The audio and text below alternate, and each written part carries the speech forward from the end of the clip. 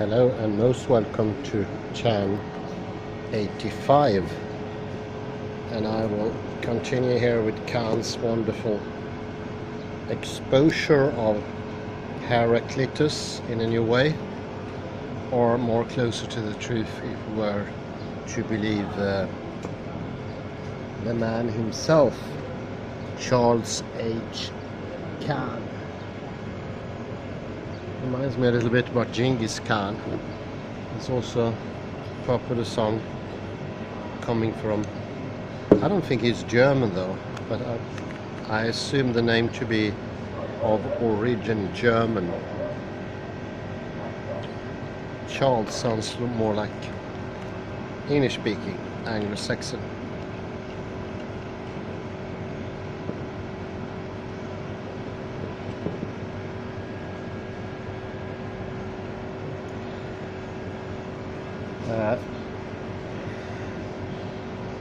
We just ended 1084 with the so-called inconsistencies that Heraclitus was often accused by his fellow philosophists or philosophians.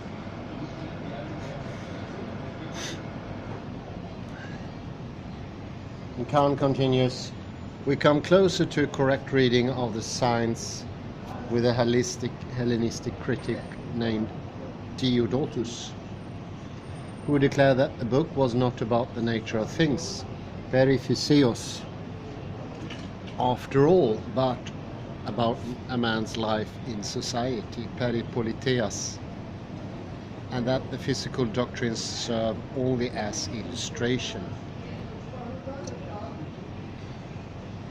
This is an overstatement, but it points in the right direction.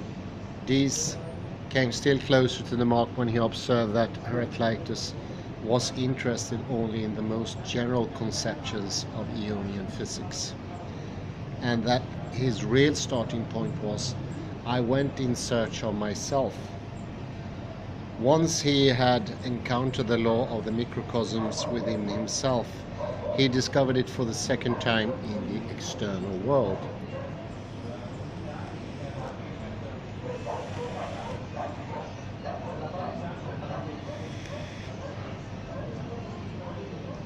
I believe that Diels was right in locating the central insight of Heraclitus in this identity of structure between the inner, personal world of the psyche and the larger natural world order of the universe.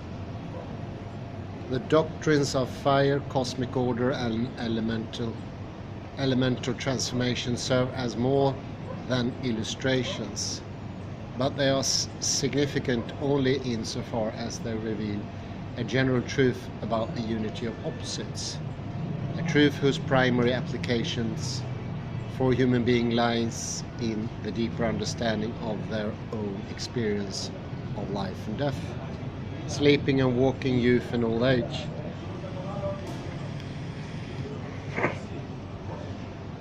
If I have chosen as epigraph for this book two quotations from Spinoza and Unamu, that is not because they assert doctrines with which Heraclitus would have agreed, but because they locate more precisely the focal point of his own philosophical reflection, a meditation on human life and human destiny in the context of biological death.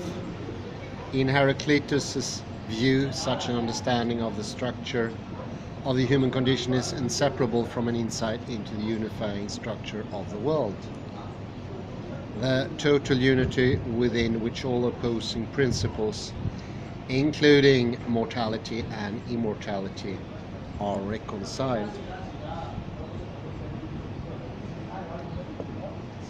It is this insight and this understanding which Heraclitus prizes as wisdom, Sophia, and which his whole discourse struggles to express. The war of opposites, the cosmic fire, the divine one, which is also wisdom itself, or the wise one, all these provide the framework within which human life and death are to be understood. and to be understood means to be seen in their unity, like day and night. The ignorance of man lays in their failure to comprehend the logos in which this insight is articulated. The logos which is at once the discourse of Heraclitus, the nature of language itself, the structure of the psyche, and the universal principle in accordance with which all things come to pass. Heraclitus' grasp of this insight would have been impossible without the new philosophic conception of cosmic order, and this sets him apart from the older wise men. But he belongs with them in the concern for wisdom as an insight into the pattern of human life and the limits of the human condition. What they did not see and could not see before the birth of natural philosophy is that the pattern of human life and the pattern of cosmic order is one and the same. A fuller defense of this interpretation will be the task of the commentary. I conclude these introductory remarks by a glance at the most striking of the physical fragments, in which Heraclitus is clearly responding to and transforming the doctrines of the natural philosophers. The ordering, cosmos, the same for all, no good or man has made, but it ever was and is and will be. Fire, ever living, kindled in measures and in measures going out. End of quote. Modern interpreters who look for a physical theory in Heraclitus have seen here a denial that the world order was generated as a result of any cosmogonic process, such as the other natural philosophers had assumed. But the emphasis of the wording and imagery suggests something quite different.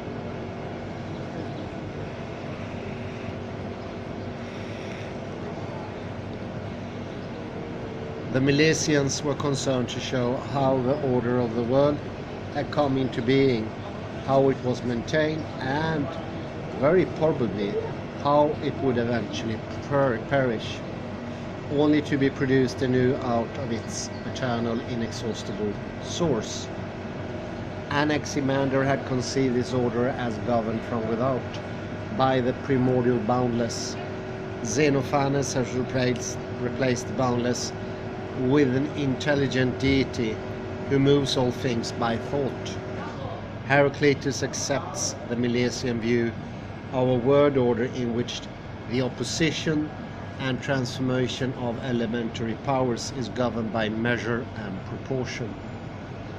But he denies that this order is imposed upon the world by any power from without. Instead, he deifies one of its internal constituents. For to say that fire is ever living, that is, ever was and is and will be, is to say simply that it is eternal and divine. Yet Heraclitus insists upon the fact that this good participates in the changing life of nature, kindled in measures and measures going out.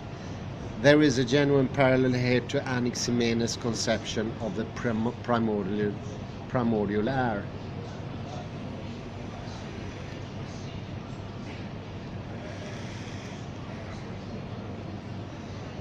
But Anaximenes, who scarcely have emphasized the extinction of his principle at the very moment that he asserts its eternity, nor would he have identified his elemental principle with the cosmos as such.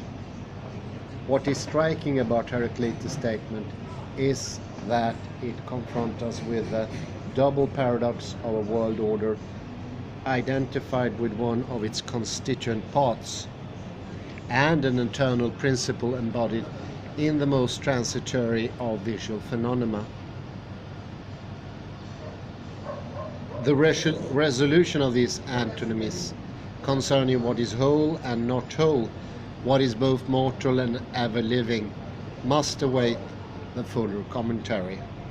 The point of importance here is that the choice of fire as a substitute for air can scarcely have been motivated by desire for a more adequate physical theory.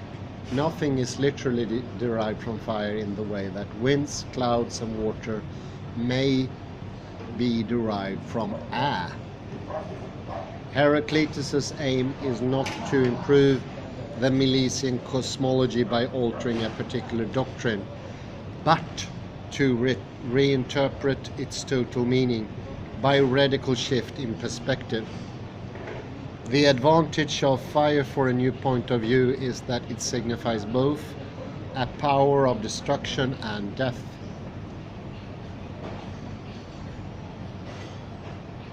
As in a burning city or a funeral pyre, and also a principle of superhuman vitality, a temporary phenomenon that dies out or is quenched, and an internal principle that is everywhere one and the same, whether in the altar flame, the domestic hearth, the forest fire lit by lightning, or the blazing torches of war.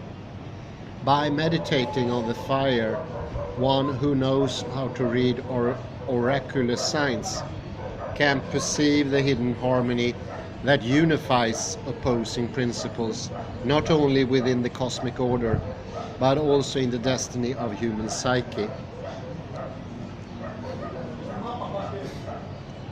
From Pythagoras of Samos, his neighbor and near contemporary Heraclitus had learned a new conception of the destiny of the psyche, and perhaps also a new sense for the power of number, proportion, and measure in the rational organization of the world. But Pythagoras, like Xenophanes, provokes his particular scorn, for these two have tried to expand the philosophy of nature into a general vision of good and man, and have, in his view, conspicuously failed.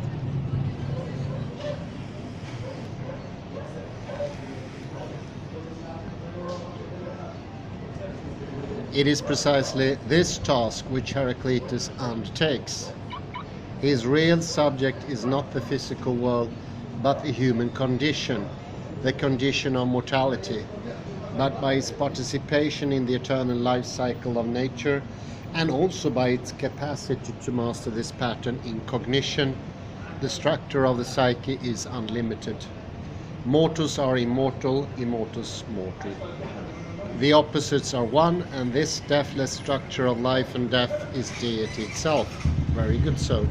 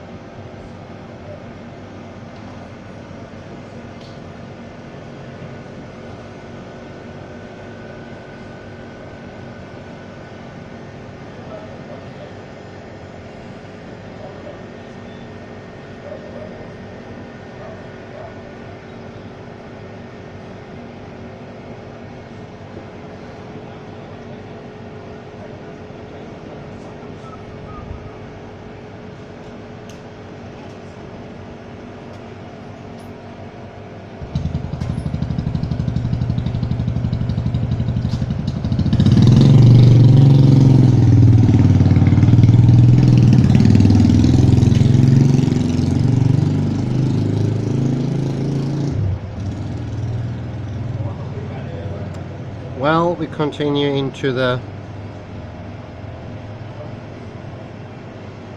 fragments.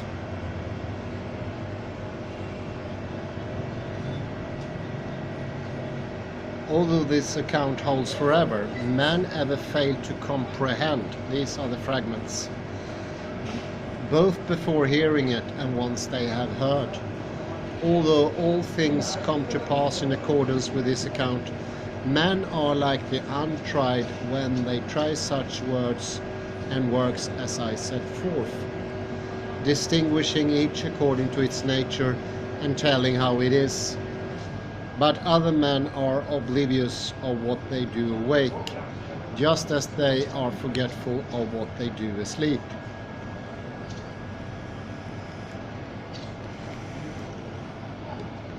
Not comprehending, they hear like the deaf.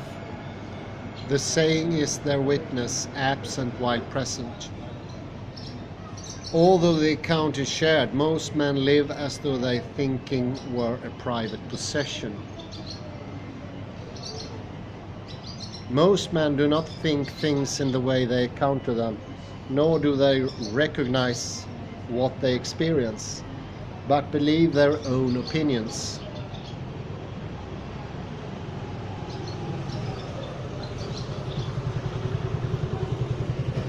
Men forget where the way leads, and they are at odds with that with which they most constantly associate. And what they meet with every day seems strange to them. We should not act and speak like men asleep.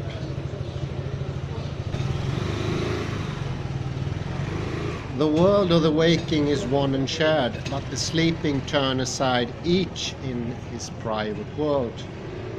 He who does not expect will not find out the unexpected, for it is trackless and unexplored.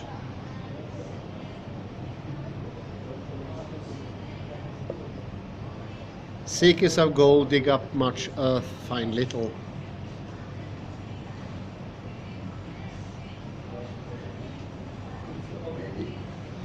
Men who love wisdom must be good inquirers into many things indeed. Nature loves to hide. Let us not concur casually about the most important matters. In taking the poets as testimony for things unknown, they are citing authorities that cannot be trusted.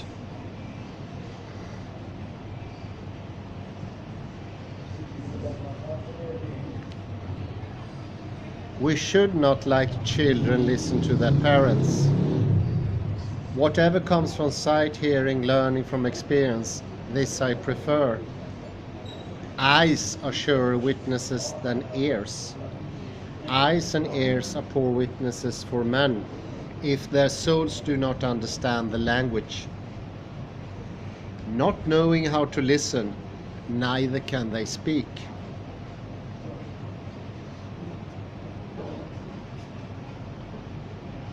Much learning does not teach understanding, for it would have taught Hesiod, Pythagoras, and also Xenophanes and Heraclitus. The teacher of most is Hesiod. It is him they know as knowing most. Who did not recognize day and night, they are one. Hesiod counted some days as good, others as bad, because he did not recognize that the nature of every day is one and the same. Homer deserves to be expelled from the competition and beaten with a staff, and Archilochus too.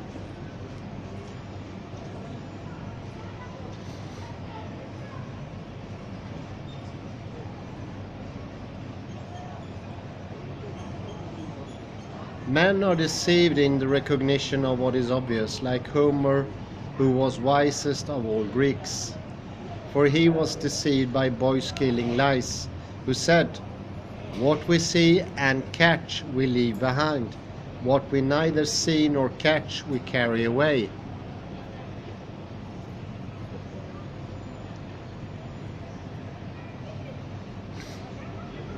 Pythagoras, son of Mnesarchus, pursued inquiry further than all other men, and choosing what he liked from these compositions, made a wisdom of his own, much learning, artful knavery.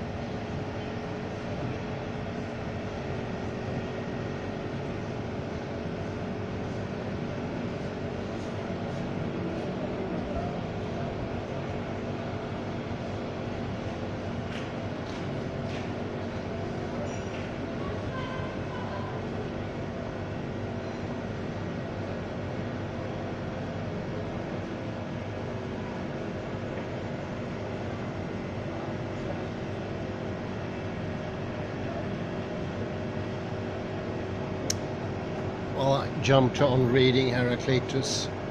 It has been noted that every age and philosophical perspective, from Heraclitus to the Neoplatonist and the fathers of the Church, projected its own meaning and its own preoccupations onto the text of Heraclitus.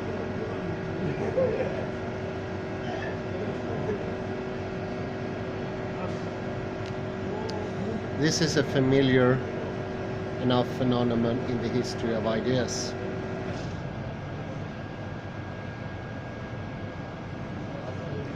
Every generation and every school has its own reading of Plato, Kant and Marx. But Heraclitus is an acute case. By the ambivalent and enigmatic quality of his utterances, he lends himself, as few authors do, to the free play of interpretation. So it has often seemed that the task of modern scholarship was simply to undo the work of history, to strip away the various levels of exegesis and distortion deposited by the centuries, in order to recover the original meaning of the preserved text. Such is indeed the task of conscientious philology, and I have tried wherever possible to construe Heraclitus' meaning within the context of his own time and place. But in principle, the effort to recover the authentic Heraclitus, that is, to attain a uniquely correct interpretation, is an enterprise that can never succeed.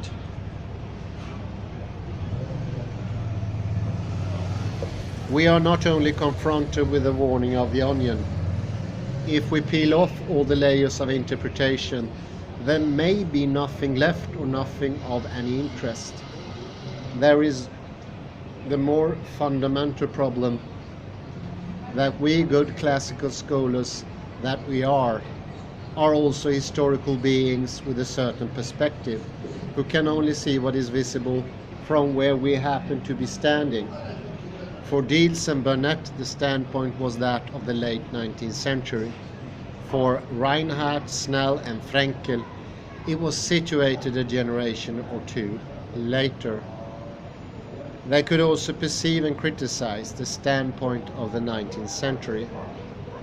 For those of us who write in the already changed in the latter half of the 20th century, the intellectual atmosphere has already changed, been enlarged, and what we can see includes not only new knowledge from our own time, but also new perspectives on the older interpretations.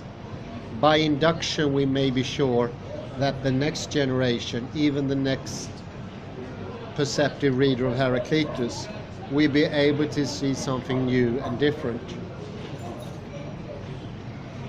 Thus, our historical sense for the relativity of human understanding, from age to age, and the changing conditions for what one can meaningfully perceive or communicate, obliged us to give up the idea of some timeless vantage point from which a uniquely true picture of Heraclitus might be obtained. Any lucid approach will be explicitly hermeneutical, which is only to say that we must provide the framework for making sense of Heraclitus. And we had best be aware of what we are doing. Heraclitus' discourse was addressed to other listeners in another time and place.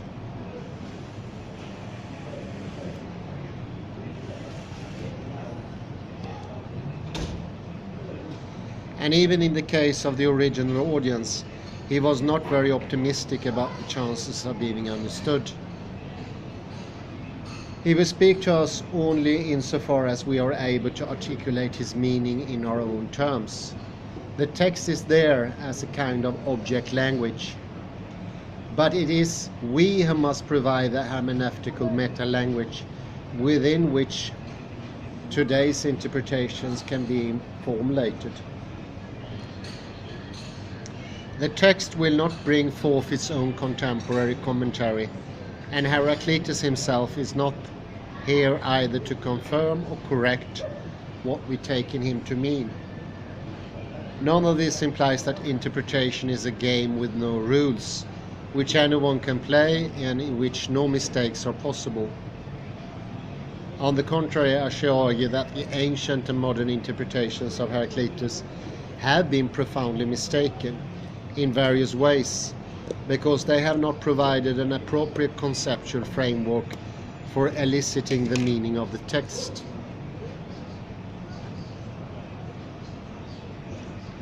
But beyond the minimum conditions of philological accuracy, there is no higher tribunal to which one can appeal for judgment between alternative frameworks of interpretation.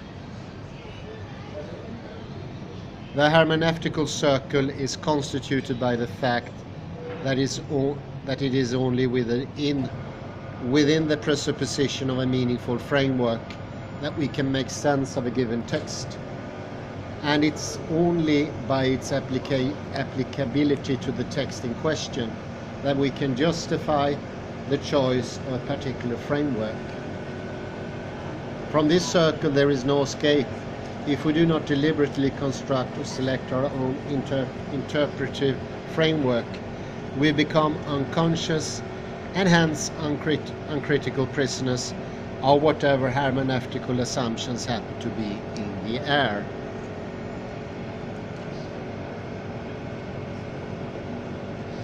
I shall attempt then to articulate the principles that govern the interpretation to be offered here. As my title suggests, I want to emphasize the double significance of Heraclitus' achievement. I will not defend my view of his philosophical importance. In taking him seriously as a thinker, I simply follow the ancient tradition from Plato to Plotinus, not to mention the modern tradition from Hegel to Nietzsche and Heidegger. But his literary artistry, which has been briefly described in section 2 of the general introduction, calls for more extended discussion, since his contribution to the meaning of his doctrine has been generally neglected. The intimate connection between the linguistic form and the intellectual content of his discourse will be the primary object of my commentary. In order to elucidate this relationship between literary structure and philosophical thought, I make use of three assumptions, two of which are fundamental for my interpretation, while the third is perhaps only a device of expository convenience. The fundamental principles are what I call the linguistic density of the individual fragments and the resonance between them.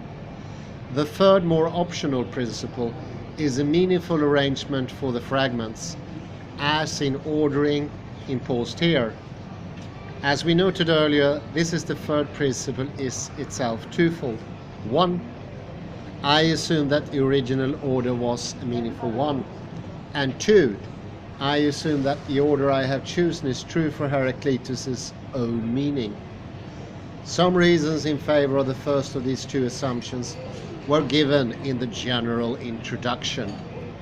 The second assumption cannot be defended by any argument. It is just justified only by its utility, to the extent that it makes Heraclitus easier to read and interpret. But this principle of arrangement is not only conjectural and controversial, it also turns out to be dispensable, in the sense that anyone who accepts the other two principles, linguistic density and resonance, may reach the same overall interpretation of Heraclitus without attaching any particular importance to the order in which the fragments are to be read.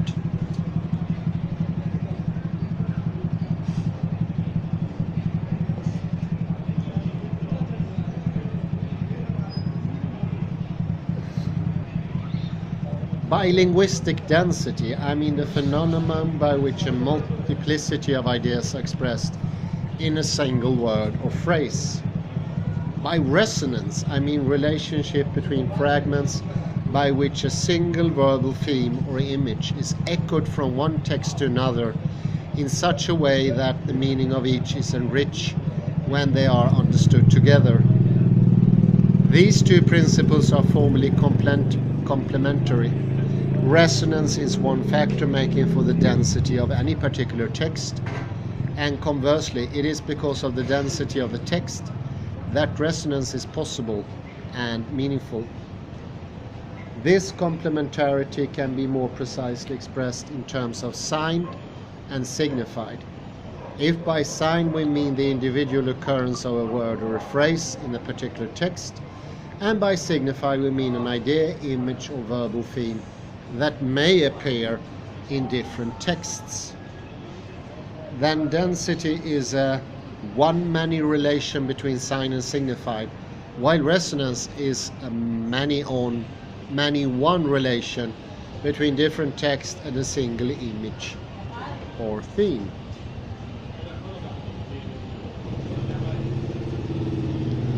Resonance appears in many different forms. The most explicit case is a repetition of the very same word, such as the 10 occurrences of logos scattered over 9 different fragments. With these we connect occurrences of the same theme in cognate words. In the verb legistai, to speak, and also in speaking together or agreeing, xin legontas, or homologen, and in similar verses we find 6 distinct occurrences of the term shared and common, xenon. In other cases, the recurrence of a single image or theme, which may or may not be expressed by the very same words. Sleeping and waking, the bow and the helmsman. Less formal resonance occurs between words of similar and or related meanings, such as war, polemos, and conflict, eris.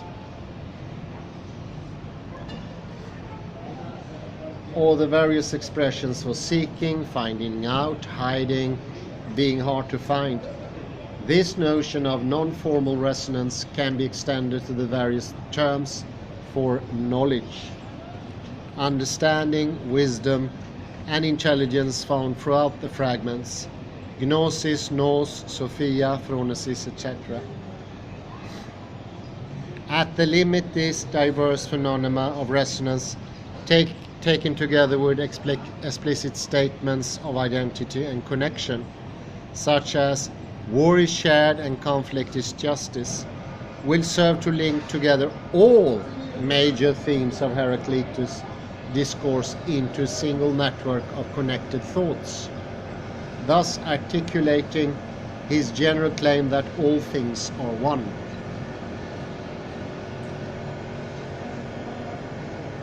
It is because of this semantic role of resonance that the order in which the fragments are read need not, after all, be decisive for their meaning. The stylistic achievement of Heraclitus is to have contrived of a non-linear expression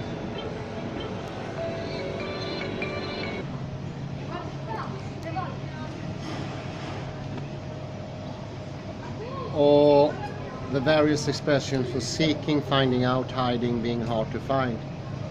This notion of non-formal resonance can be extended to the various terms for knowledge, understanding, wisdom, and intelligence found throughout the fragments: gnosis, nous, sophia, phronesis, etc.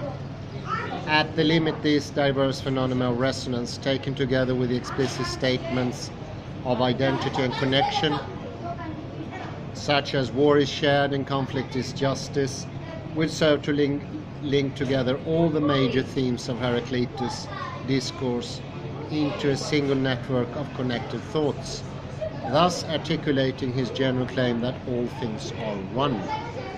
It is because of this semantic role of resonance that the order in which the fragments are read need not, after all, be decisive for their meaning.